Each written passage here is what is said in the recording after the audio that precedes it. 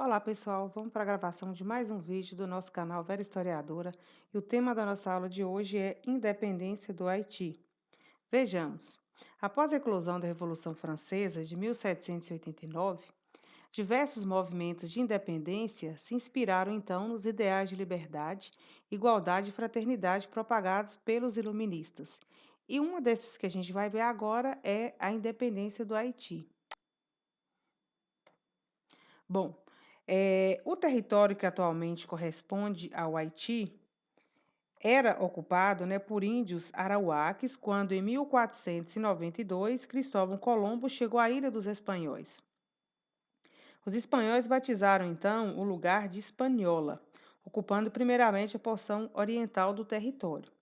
Eles escravizaram, né, os índios que ali viviam e, até o final do século XVI, a população nativa foi reduzida em quase toda a sua totalidade.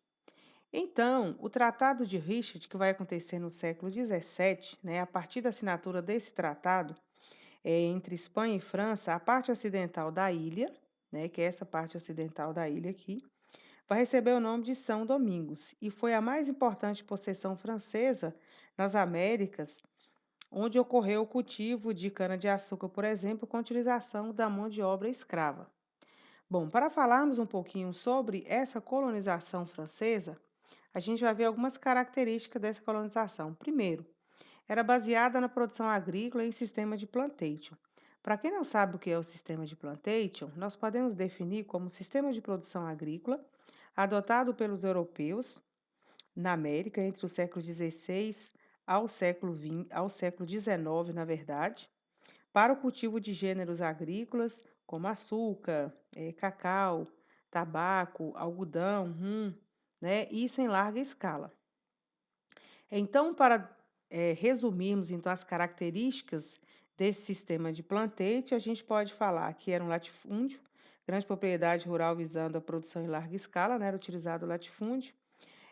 A monocultura, cada latifúndio se especializava em um único produto, sendo que esse produto era para exportação, e a mão de obra era escrava, ou seja, o trabalho forçado e compulsório de nativos africanos. Então, a produção, como eu já disse aqui, caracterizando o sistema de plantation, era a produção para exportação. Em geral, nessa colônia francesa, produziam fumo, algodão, açúcar e rum. E a importância, né, econômica de São Domingos era que ela era conhecida como a Pérola das Antilhas. Ela era a colônia mais rica da França. Então, a partir do século XVIII, estabeleceu-se o sistema escravocrata dessa colônia francesa. Então, vamos ver sobre a sociedade colonial de São Domingos no final do século XVIII. Nós tínhamos na sociedade brancos, mestiços e negros.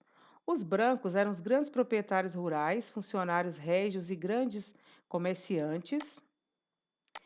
Correspondia a 7% da população, cerca de 40 mil pessoas. Os mestiços, né, eram trabalhadores livres, como carpinteiros, sapateiros, ferreiros, artesãos, ambulantes, e correspondiam a 5,25% da população, cerca de 30 mil pessoas. Tínhamos os negros, que eram os escravizados. Deixa eu sublinhar aqui os brancos também. Tinha os negros, que eram os escravizados, correspondiam a 87 ou 75% da população, cerca de 500 mil pessoas. Bom, nessa colônia, né, no Haiti, vai estar acontecendo diversas rebeliões, por vários motivos.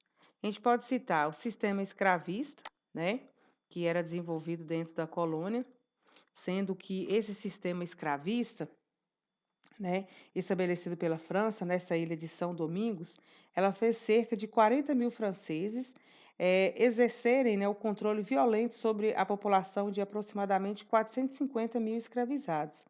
Então, a forma violenta com a qual os franceses, né, tratavam os escravizados em São Domingos é citada em diversos relatos. Então, esse sistema escravista vai estar motivando diversas rebeliões em São Domingos, né? Podemos citar também a opressão e maus tratos, que já faz parte desse sistema escravista, péssimas condições de vida, né, que vai gerar doenças, fome e alto índice de mortalidade, e também pouco tempo para cultivar suas roças. Então, esses eram alguns motivos, né, que vai propiciar a deflagração de diversas rebeliões, na colônia de São Domingos. Vamos falar sobre o processo revolucionário, então, que vai acontecer de 1791 a 1803. O líder, né, desse processo revolucionário aqui é Toussaint Louverture. Então, liderados por esse africano, as tropas de negros fugitivos promoveram uma guerra que apavorou os grandes proprietários de terras de São Domingos.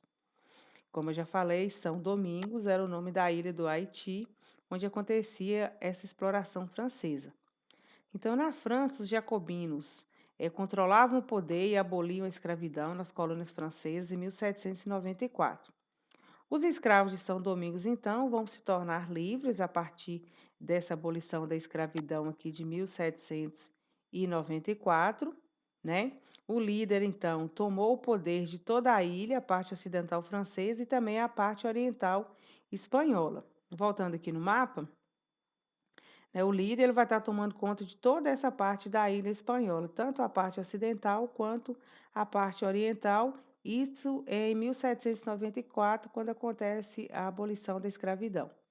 O governo de Toussaint Louverture, de 1794 a 1802, enfrenta então fortes dificuldades, né? Embora houvesse vários motivos para a eclosão dessas rebeliões, dentre elas uma das mais graves é o sistema escravista, ainda assim o líder vai enfrentar fortes dificuldades. E isso vai gerar a queda, né, do líder Toussaint Louverture. Vamos ver as motivações para essa queda. Primeiro, anulação da lei abolicionista por Napoleão, no caso aqui Napoleão Bonaparte, né? Ele vai invadir com as suas tropas, que continha cerca de 25 mil soldados. Ele vai invadir a ilha de São Domingos para poder reconquistá-la. E quando Napoleão Bonaparte invade essa ilha, acontece a prisão e exílio do líder do movimento contra a opressão francesa, né?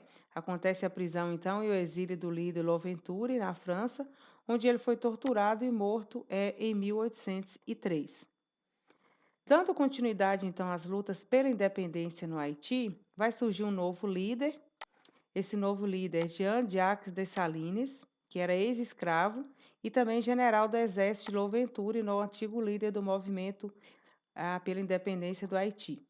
O lema desse novo líder é liberdade ou morte.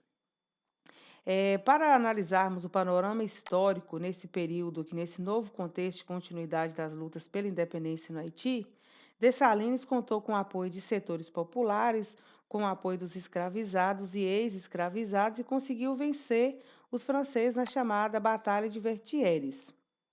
Os desdobramentos, então, dessa batalha e dessa possível vitória vai ser a independência de São Domingos em 1º de janeiro de 1804, a abolição da escravidão, consequentemente, em 1804, e o nascimento de um país independente na América, a República do Haiti. Finalizamos aqui a nossa aula sobre a República do Haiti, que é uma aula bem breve. Vocês vão realizar, né, a atividade do PET volume 3, na semana 1, que está na página 60 e na página 61. Bons estudos para vocês!